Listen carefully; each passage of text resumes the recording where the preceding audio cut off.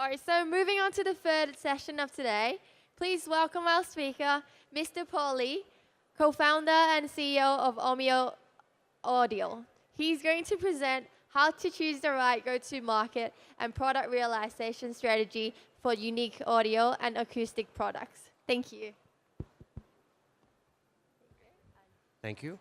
Okay, this is the. Hello, I'm Paul Lee from Omeo Audio. So I've been asked to give a little share my story on how to go to market on our very unique audio products. So let me first dive into what is that product. So the problem we're trying to solve today is that all the headphones are manufactured. I would just say they're manufactured to the optimal level of the spec. I mean, $100 headphones should sound like this. They're all performing very well according to the spec. The problem is that every one of us actually hear differently because, well, the ear is a human organ, and with human organ, there's variations. Your right eye doesn't see the same way as your left eye, as we all know with glasses. The same actually is true with hearing. If we just don't think about it because there's no easy way objectively for you to, which one is better, left or right? You don't even know that if I ask you this, right? Can you hear all the high frequencies? And no, there's no way to easily find out. So what we have decided is we're going to make a device that can accurately, medically, test out your hearing, low to high, the sensitivity for each tone, and left and right individually. And once we find out, we would equalize the sound, balance it so that you can hear audio as meant to be heard. So this is the little visual presentation. Everyone's ear has a little, what we call omeogram. That's from low to high. What you can hear is the filled up color, and the white one is the stuff that you're not hearing. And at the touch of a button, we would equalize it for both ears. And here are some of the results. The treble, the bass, Yeah. it was all very clear, much clearer than before. I like the idea that this is also a bit about kind of protecting your ears. Sounds more natural. A lot better with the thing on. That's good. Cool. I love it. Yeah, thank you. All right, so that was the product, and we are now out in the market. We have got raving reviews from both established bloggers and magazines, as well as people who love it and share it on Twitter. So check us out. But what we're talking about is actually what we've learned as a startup to have a so unique that we need a lot of explanation to let people know about what it is. How do we go to market? What have we learned? I don't pretend to know all the answer, but I can share what I've learned that works for us, and maybe it would help some of you. So we found basically that 3 steps are necessary. Test, first of all, test your product idea, and then you validate with crowdfunding, and then you go to retail with today's tools and platforms available to you. So what are all these things? So testing the market before you actually do any launching.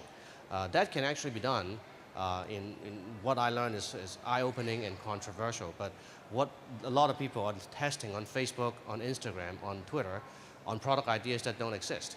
I've once met a person from the US saying that I test all my ideas. I mean, I would render something and put it on the Facebook as an ad because ads are so cheap. Well, compared to traditional media, ads on Facebook are cheap, are trackable, and you can target to different audiences. And you can just monitor whichever of your idea spikes or reaches a certain threshold. Then you can just concentrate on that one rather than all the other ones that don't work. Instagram also has a big product, especially is a big product promotional platform because you can make beautiful visual graphics and photos for people to engage in. And Twitter also is a very well spread medium to test things on. So I've known entrepreneurs, some in Hong Kong and some in the US, they would use this to test several things. They would test pricing. They would say, okay, one person I know who does a special bike helmet was going to launch a Kickstarter, let's say next month, right? And he would do a series of ads on Facebook. And it was basically, it would show the helmet, list its features in as little words as possible, and then say, Kickstarter in May, $69. But in the same set of ads, which was directed to people who would subscribe to biking magazines or maybe bicycle firms, you can have a series of ads, and they would be exposed to the different people of the same group. So one person will be served a $69 ad, and then another one within the same group maybe a $79, $89, $99, So he basically spread out the price range. And basically he's after a week, he would see which ad gets clicked the most with the total revenue generated if it was a real sale. So that's how he read that, oh, actually 69 is good because a lot of people buy it, but 99 actually generates the most value for him. So he would basically, and either way, if people click, well, first of all, if people don't click on the ad, then it's a bad idea. You just don't do it, right? That saves you all the headache that's going to follow. If you find a winner, let's say $109, you can still go back and tell the $69 folks who gave you their email that, hey, we found out from survey that people want all these extra features, so that's why it's going to be 109. It's still going to be a lot more relevant than you just reach out to any random guy and say, hey, 109 or 69 or something like that. So that's how you generate, you validate, you test your idea.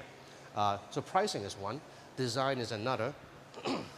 For the same bike helmet or the same audio equipment, maybe a red color would sell more. Or maybe 1 week you would target male, 30-year-old male. The next week you would do female. You can test a lot. I mean, it needs time. It needs some planning, but the cost, the monetary cost itself is not that high. With systematic planning and some patience and some, some perseverance in data mining and figuring out numbers, you can actually learn a lot before you actually order parts or even contact the factory. Okay, so that's how you test the idea. Once you have a good idea, you can validate. And validate, actually, I don't, some people call Facebook that those are validate. I would say those are testing. Validate should mean that you're actually meeting, the rubber meets the road. And thank to Kickstarter and Indiegogo, the whole crowdfunding scene has made this entirely not even possible. It's not just possible. It could be profitable to you. So what we did was we did a little Facebook campaign to find out what price range our device should be at, what color people would be interested in, and then once we have all the data, we went to town we chose Indiegogo. And what was eye-opening was this. When I first went in, I thought Indiegogo or crowdfunding was just to get pre-orders. But actually, it goes way more than that. You can actually tweak a lot of things. First of all, you can constantly tweak your homepage. And you can also tweak the perks. The perks, or in Kickstarter slang, would be the tiers. I forgot what it is. Basically what you're selling. You can sell anything you want. Under our Omeo audio page, you can sell $5 to tell us you love us, and we'll send you a sticker or something. And then at $100 is the early bird special.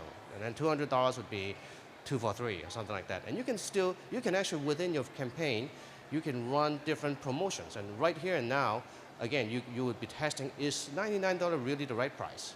I have had another friend who run another campaign. They found that when their Indigo campaign started for 2 weeks, the sales was mediocre. They were wondering if they were going to make it.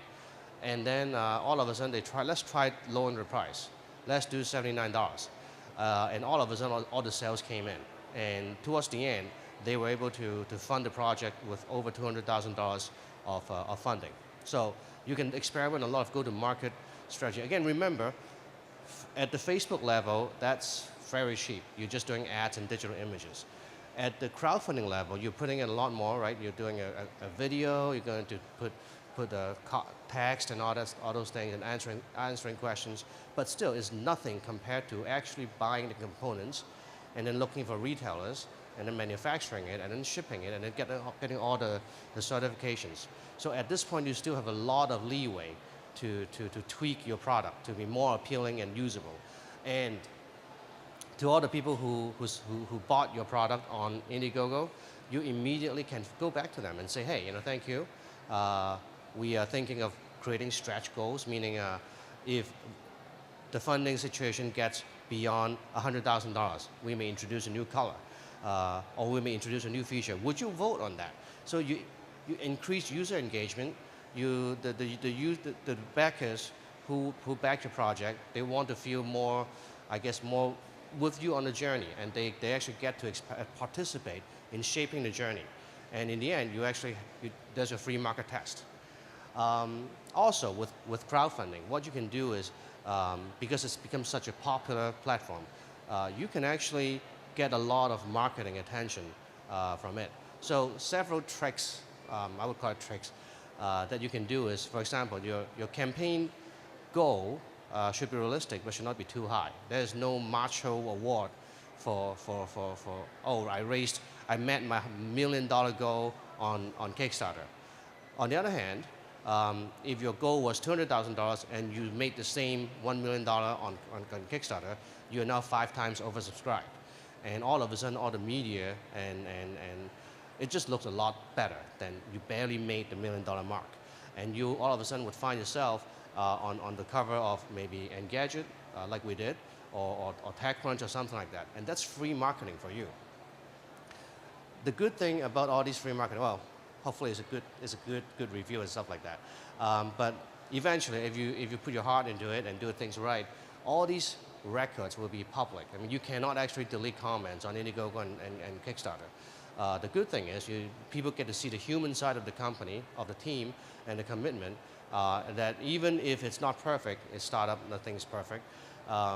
You can still see that the team behind it are real people. They're trying to solve the problems. They actually solved it, or maybe they didn't. How they handle it, and a lot of people actually take it to heart. And when I say people, I don't mean just consumers. It could be investors. It could be retailers. So crowdfunding actually not just validate your idea. A well-run campaign can actually set you up for a smooth transition into retail, into extra funding, and building a community. So some of the actual data that we get, another good thing about crowdfunding, as with Facebook and Instagram, you actually get to see a lot of test results. And in this case, so this is my Indiegogo campaign, ran from June 9th to July 29th. And you can see the first day we raised $86,000, and then so on and so forth. Why this is important is, at different, the first day is usually the best. That's usually the case. But at different point, we could have tried different things. Like, I think here is when we actually got onto the front page of Indiegogo. So there's a spike. This, we were featured on Indiegogo's email as with this. And this, I think we did a little sale on last minute, get it while you can kind of deal. So you can actually map out and see what actually works for you. Another chart is visitors. So you saw from the previous one, okay, it's natural, as is natural for any campaign. It drops sharply after the first day and maybe some sustained level towards the end. What's more important actually is, this is the dollars earned. But what's also important is, are people still interested in your solution? Turns out that they are. I mean, of course, again, the first time is, first couple of days are the most visitors. But as you go on, we were able to keep our momentum going. And that's also very important, not just to yourself, but again, to retailers, to investors. It says a lot about the potential of the product. All sorts of interesting data for data geeks. So this is where each purchase is led from. So first direct is probably from our direct email campaign. But the Indiegogo email campaign, when we were featured on the what's hot this week, it generated 15% of our sales. And people browsing Indiegogo got 12%. Engadget, they did a little review on our thing because we sent them a sample. That actually was also very profitable. Facebook, so on and so forth. So what this tells you is, again, when you, not just for the campaign, but for the life after the campaign, it paints a good picture on how to carry on after just the one campaign. You can probably focus on Engadget. You can probably not focus on the leads generated on page 9. So you can spend your advertising dollar and resources a lot better. Countries, of course, right? Where is your market? It's a little skewed because Indiegogo, Kickstarter, they are US based and pretty much as a West friendly medium. There are other platforms, like Japan there's a green funding, in China there's JD.com. I am not really an expert in those because I understand those have different rules. For example, in JD.com, when you sell something, you actually have to deliver right away, like within 30 days. Kickstarter and Indiegogo was more to my thing because we're not just startup and we don't have the goods ready to sell. So for me, I'm not qualified to talk about JD.com, but do notice that you do get to get a taste on what markets would sell for you, but do realize that these Kickstarter and Indiegogo probably has a slant to the own country. And I would imagine for JD.com and other things would be also slanted towards their own home country as well. Okay, so one more thing. The fun thing about all these things is you can actually export as CSV. So I like that feature. All right, so after crowdfunding, right, after you ship everything, what happens? What happens, of course, you come to global sources, Startup Launchpad. So this is actually a rather cost-effective way to see how the real world also would receive your market, your product. Again, remember, crowdfunding on its own, it caters to a minority in the world, those who are brave and they may not receive their product, but they enjoy the journey or they want to be the first to discover something while it's at its infancy. When you come to the market, it's a different group of people. It's like my mom. When I buy something, I want it now. It has to work. It has to be, perfect. So we went to several startup Launchpad events in the past few years, and we actually found that we were very well suited to the market. So this was our booth in October, and this almost is a real physical test on how many people actually stop by a booth, and we found that we were constantly the most populous booth in the entire area. That again is another set of data that is interesting to us. We get to ask these people, what do you think the price point should be? What do you think would sell? We get to interact a lot with our potential users without spending a lot in user engagement or in market research. And again, this picture, I use it to show every investor that meets with me. So beyond global sources, of course, Amazon is the one market that you cannot miss. Again, if you are not talking about China, China probably has other things, which I'm not an expert in.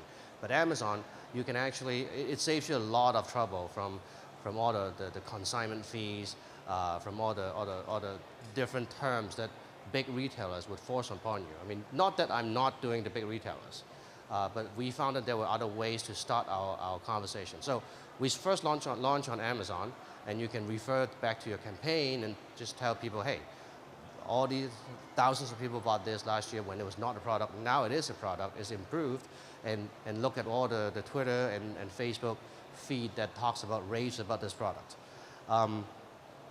So that takes care of the online audience.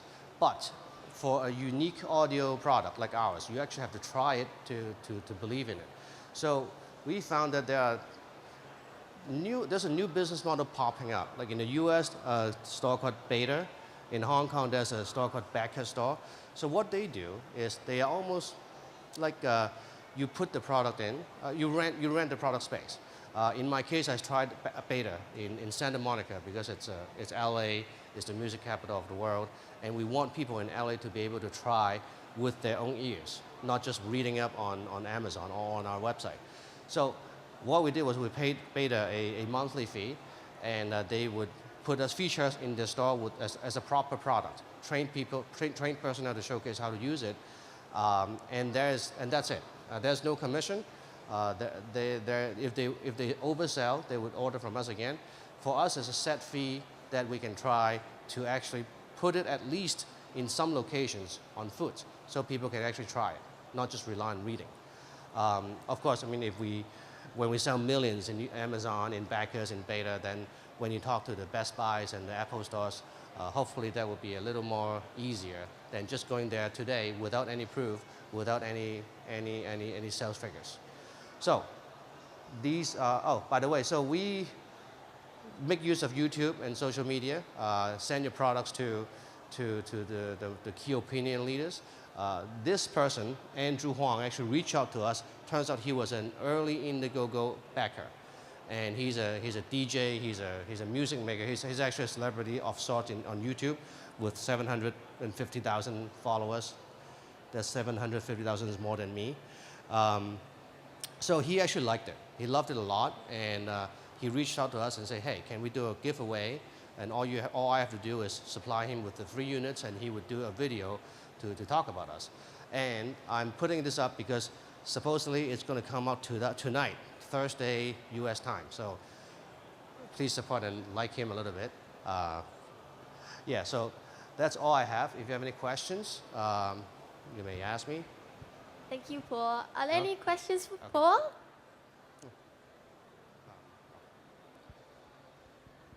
Hi, just wondered how you handle the IP issues basically in the early stages where you go to put it on Indiegogo. You know, you're telling everybody about it. How did you handle the IP issues and keep the costs down as well? The what issue, sorry? The Intellectual property. Oh, huh. Okay. So I'm the dumb guy in the room, actually. I do things the traditional way. I used my own money, and we actually spent years on this thing, and that's why I'm on jeans and ugly shoes and stuff like that. We actually did a lot of IP work before we went to Indiegogo. I would suggest that if you have a good patentable idea, definitely file a patent first. And it doesn't have to be very expensive. What we learned is you have to file a provisional filing under the PCT Convention, the Paris Convention Treaty, under WIPO, the World Intellectual Patent Office. I remember all that. So that in and of its own is not extremely expensive. I think in the range of thousands of dollars, and good lawyers are available to help you with that. That basically gets you a priority date. So on April 21st, Paul had this idea where he filed it. You don't have to follow through on it. You may just let it die.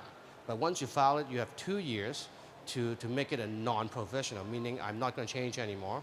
I might refine it, but I have 2 years. And within 2 years, you can actually also pick every country in the world except for Taiwan and North Korea and something that I want to put my flag in the US, in China, and da. Each of those countries will have to be evaluated on their own, yes. And each country will come with an associated cost. But before you go crowdfunding, you just patent your most valuable ideas with a couple $1,000s. So plant your flag on the patent surface of the world, I guess. That would be sufficient. And if the project failed, then you don't have to follow through. If it makes you millions, then that's not an issue as well. So. Right. Any more questions? Hi, Paul. Hi. I'm sorry. How did you pick your film crew for your campaign video? My field crew. By referral. I used a company called Mustard Collective. Mustard, as in mustard seed. The guy's name is Simon. What's his name? Simon Yim, Y-I-M. I don't know if they're the cheapest, but the guy certainly has made some Hollywood movies as well. Not an A-list director, of course. He wouldn't be working with me, but yeah. I'm not the best person to look for these resources. I can only tell you the one I used. I suspect there are cheaper versions out there. Right. Any other questions? No? Well, thank you, Paul. All right, thank thank you. you. Let's give him a round of applause.